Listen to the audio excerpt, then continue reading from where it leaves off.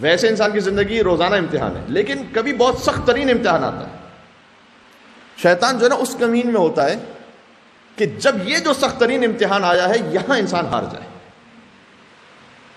اور اللہ تعالیٰ کا تقاضا انسانوں سے یہ ہے کہ دیکھو اس امتحان سے جب تم نکل گئے تو یرزقہ من حیث لا یحتسب، میں تمہیں وہاں سے عطا کروں گا کہ جہاں سے تم نے سوچا بھی نہیں ہوگا۔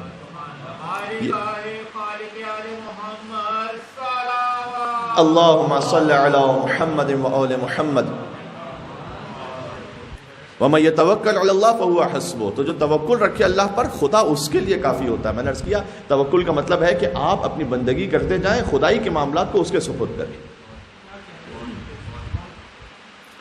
وہ معاملات کو بہتر دیکھنے والا ہے۔ ہم فقط یہ سمجھ رہے ہوتے ہیں کہ جہاں سے میری سیلری آ رہی ہے بس وہیں سے مجھے مل سکتا ہے، 2-3 ہمارے ذہن میں آپشنز ہوتے ہیں کہ یہاں سے ہمیں مل سکتا ہے۔ اسی لیے دعا کے لیے بھی اصول یہ بیان کیا گیا روایات میں کہ خدا کو سکھلاؤ نہیں کہ وہ تمہیں کیسے عطا کرے۔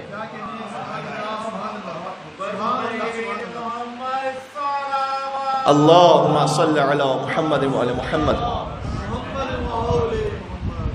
اگر آپ زیارت پہ جانا چاہتے ہیں تو خدا کو سکھلائیے نہیں کہ اے پروردگار مجھے فلاں جگہ سے میرا دوست کچھ دے دے تو میں زیارت پہ چلا جاؤں۔ ضروری کہ وہ دوست دے گا تبھی آپ زیارت پہ جائیں گے، کہ اللہ تعالیٰ اس کے بغیر نہیں بھیج سکتا آپ کو۔